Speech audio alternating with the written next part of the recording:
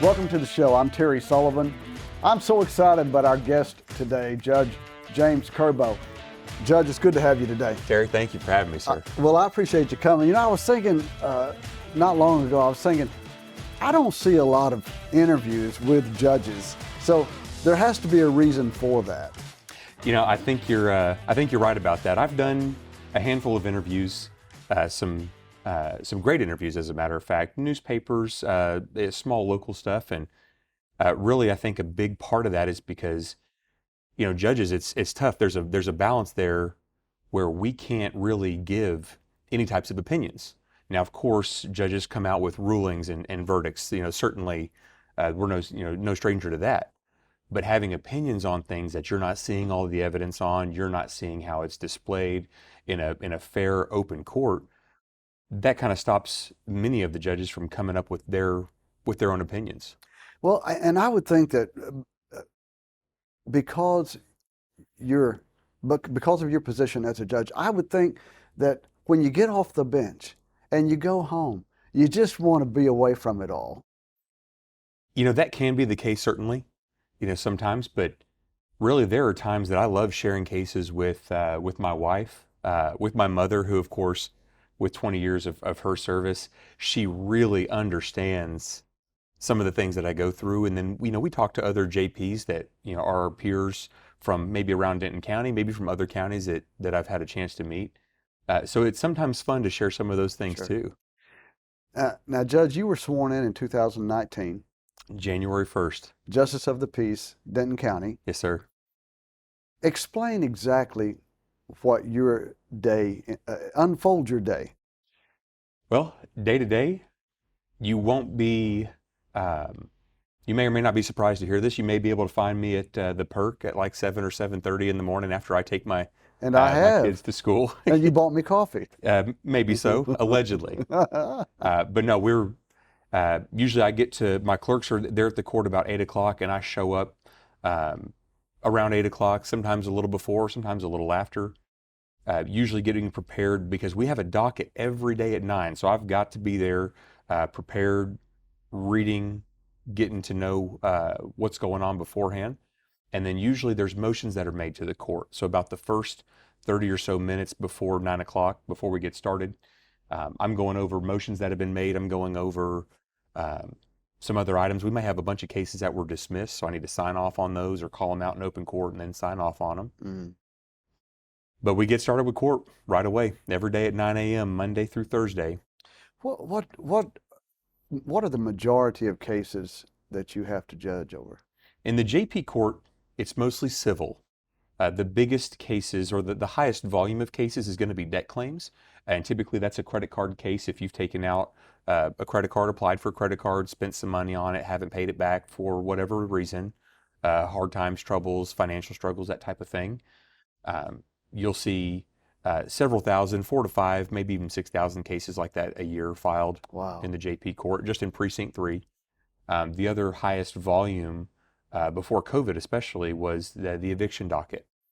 So the eviction docket, that one typically is going to be up there with the debt claims with a large number of filings, but not near as many. How did that change? How did the eviction cases change during COVID? It changed quite a bit. Currently, right now, we are under emergency orders from the Supreme Court, number 50 and 51. There are 2 active Supreme Court orders. Now, think about that number. I asked the previous JP, Judge Becky Kerbow, I believe is her name. I said, how many Supreme Court orders did you have in your 20 years? 0, not 1. And we've already gone through 50 and 51. Wow. Yes, sir. So it's changed quite a bit. The OCA has been involved. The Supreme Court has been involved. We've had federal items come down from the CARES Act to, you name it, a number of things.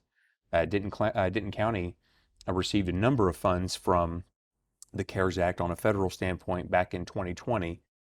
And proud to say the JP Court in Precinct 3 here and Precinct 1, we were able to help roll out the Texas Eviction Diversion Program in October of 2020. And then, of course, it rolled out statewide, I think in January or early February of 2021. And that totally changed the timing of cases, the time frame in which you could hear them. It gave more judicial discretion. Are you having remote hearings or are you having in-person hearings? If you have in-person hearings, are you abiding by these safety protocols that were lined out by the OCA? A lot of moving parts there. Yeah. Especially for a first-term judge who had just got sworn in, like you said, in 2019. So I had one normal year, and then after that, COVID hit the beginning of my second year. And then nobody knew what to do, right? What to do, especially concerning law. Judge, at the end of the day, when you take that robe off, are you just done until the next morning at 9 o'clock? Or are there some things that, are you on call? How does that work? If I'm on call, they haven't called me yet. Usually they wait till, there's folks that wait for me until I'm in office. But when I do, when I take the robe off and we hang it up for the day at 5 o'clock, I am always thinking about the day, things that I've said, things that I've done, where can I improve? I'm always asking myself, how do I improve? My chief clerk, who has been great, she and I will talk afterward. We'll talk about ideas, strategies. How do we improve? How do we create more efficient policies? How do we make it to where everybody feels open and welcome to show up to the court? And sometimes those things have to happen after hours.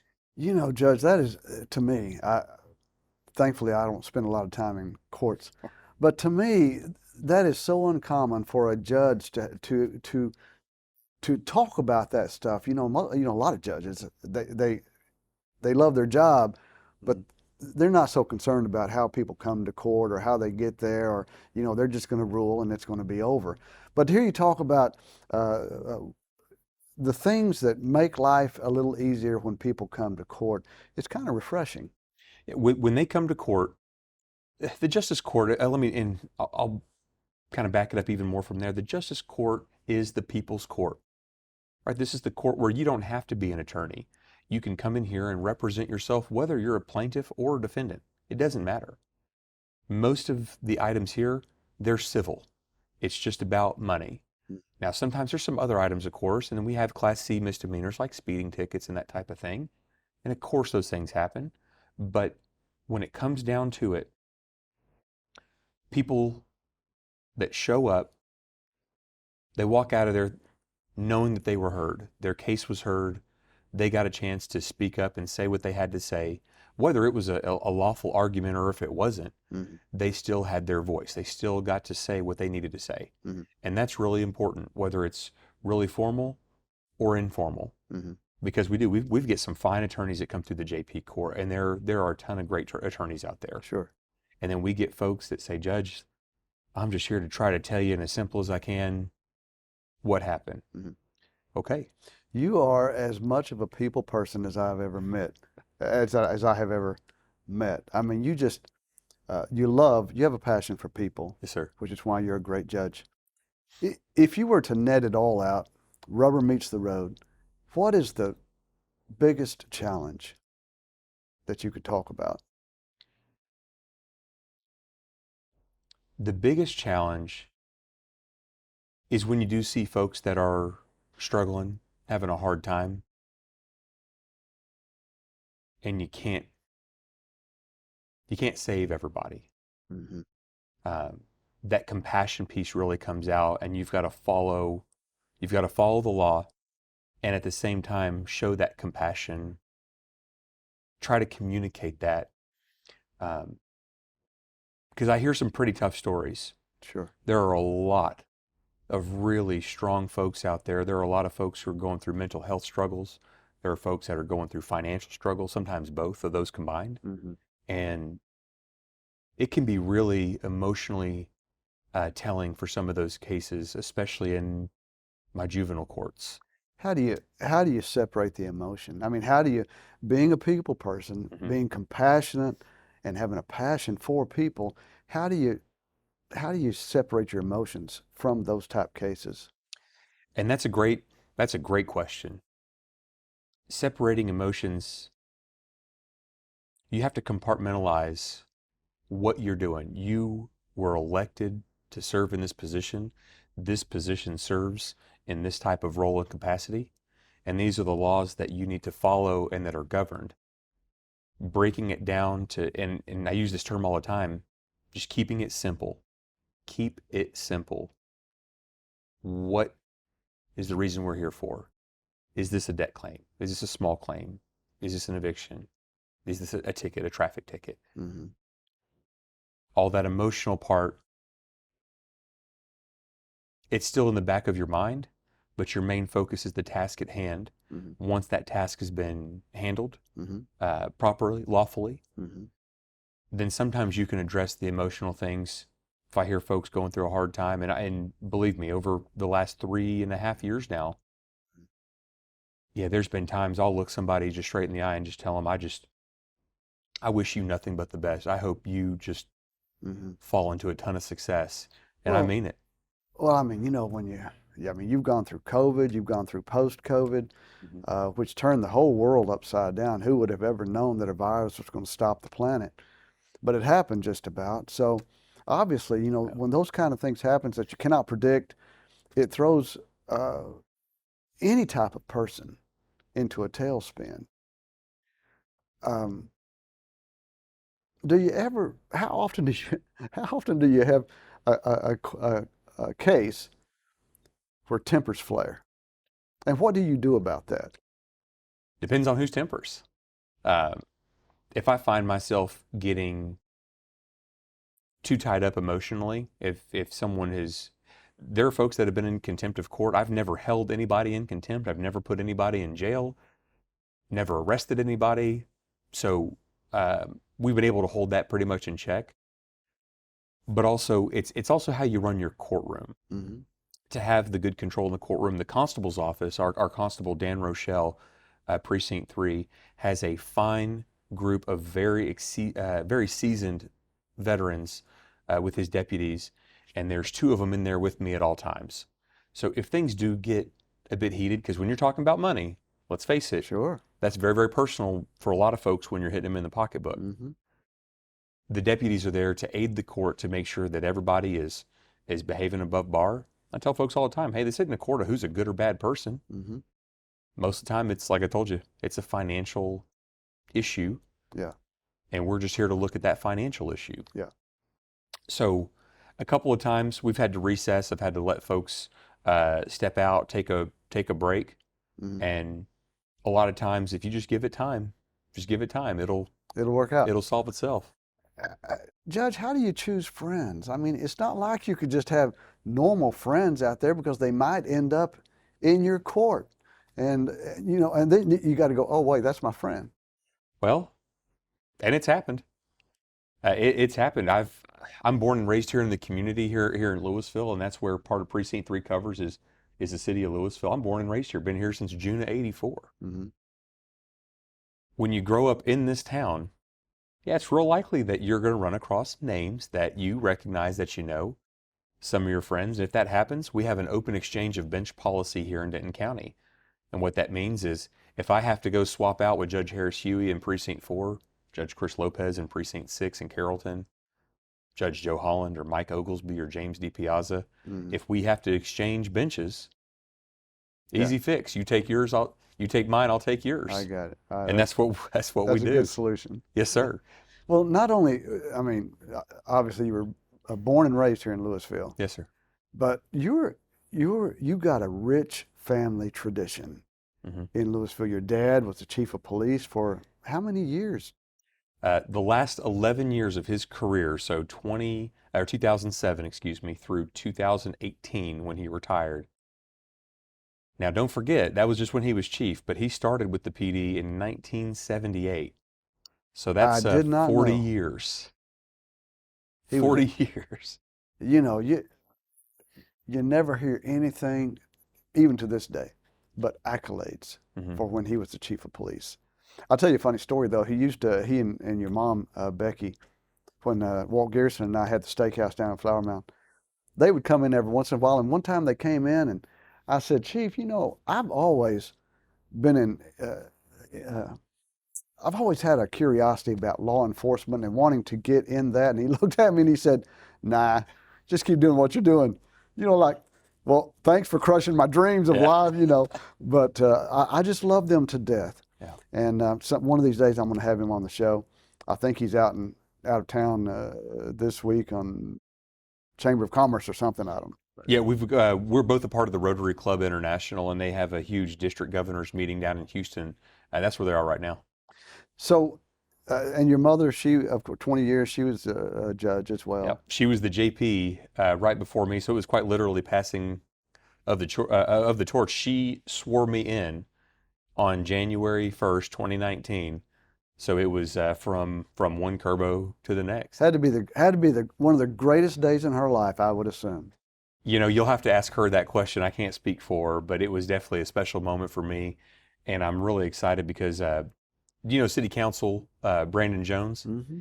He is the one that took the video from this is the old courthouse on the square. He was upstairs filming down, and he got probably the best video that anybody could have ever gotten at that moment. And now, because of him, I get to have that moment, and I'm able to watch it anytime. So, Judge, let's go back to the courtroom. So, Okay. what's the one case that you just, when you see it on the docket, you just go, oh man. You know, that's tough because we see a bunch of different style cases. In fact, the JP court, that's what makes it so incredible, is the different style of cases that you do see. Really, I have not had that experience where I'm thinking, oh man, not this again or not that.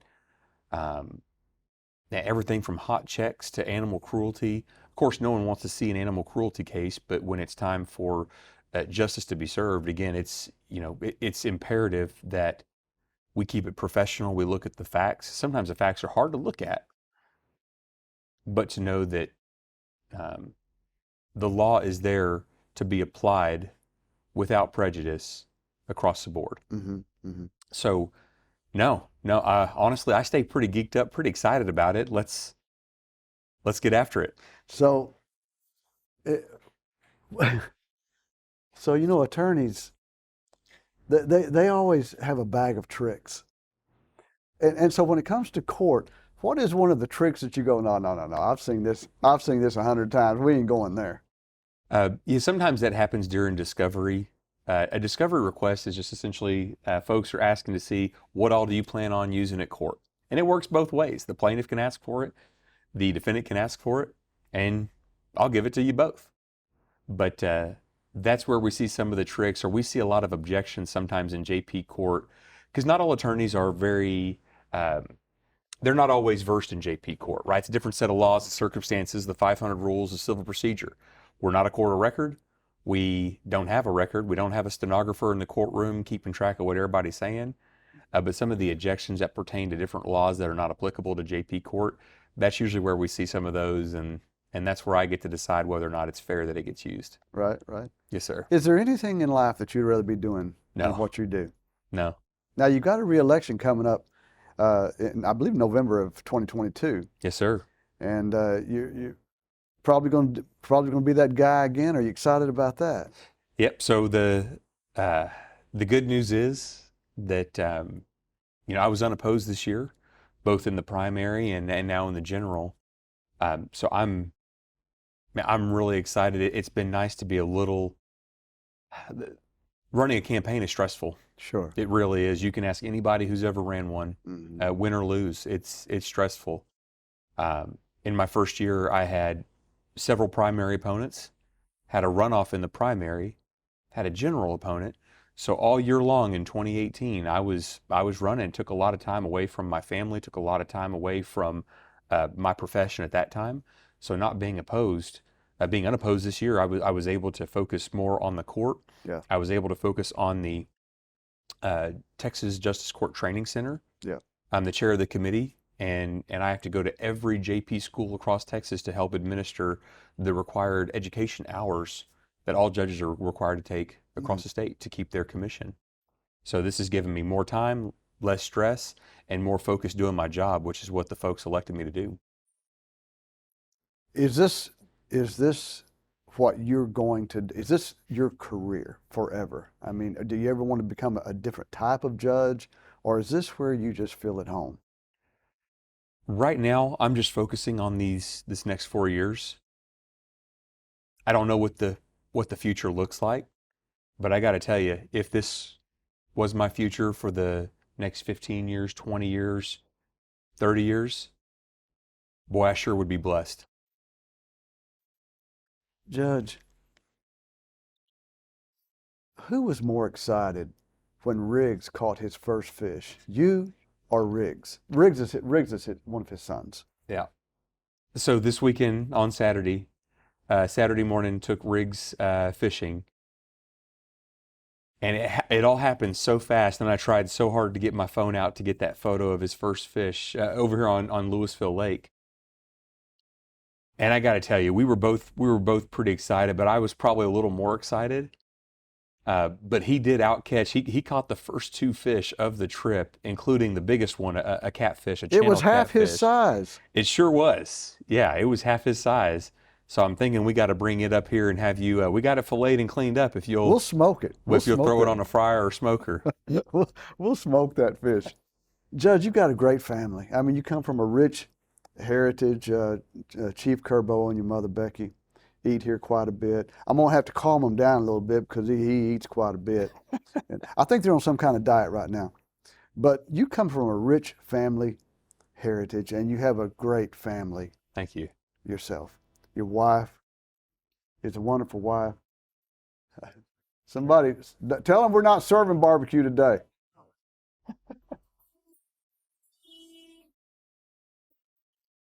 You see what happens when folks don't get their barbecue? They start setting off alarms. Well, it's probably somebody that's got a court case coming up. That's probably what it is. So, but you've got a great family. Is it difficult in the law enforcement world? Is it difficult managing your career and managing your family at the same time? It can be. It certainly. You know, I make no secret that I'm a big family man. My wife Jessica was such a blessing that I got to meet her in 2009, and we have built this life together. We uprooted the boys from Little Elm to run for this office in 2016. So out of the schools, moved back here to Lewisville. She has been with me every step of the way. The boys are excited. You know, Riggs goes out to do those Lewisville Western Days parades that come down right down Mill Street, right here in front of the restaurant. Right. Riggs loves throwing the candy out there. Bradley, my eldest, who's going to be 18 in October, he's gone out there with me before, went door to door. So we do everything we can to make it a family affair, and know that, you know, it's not just me serving in a public role as a public servant. It's also Jessica and the boys, Bradley, Riggs, and Everett, seeing that service heart, that, you know, the heart of a servant, really putting back into the community, into our church, into our neighborhoods, and reinvesting that family time in those public service areas. Well, she's a wonderful, wonderful woman and a great supporter. Yeah. You know, you can tell. Great family. I always appreciate you guys coming in to eat barbecue. Always appreciate seeing you. And you're just a great judge. You're great for Denton County, and I wish you onward success. And I sure appreciate you being with me here today. Terry, man, I appreciate you. Thank you so much for all you do for us, for the community, and this good barbecue that you put together here. You've been serving. You've got a servant's heart as well. You've been serving food for several decades now. Long time. Long time. And love having you here in Old Town. I'm really grateful for you inviting me out here to be with you. I wouldn't have missed it for the world. I appreciate that. Thanks for joining us. Terry Sullivan Show. I'm Terry Sullivan. We'll see you next time.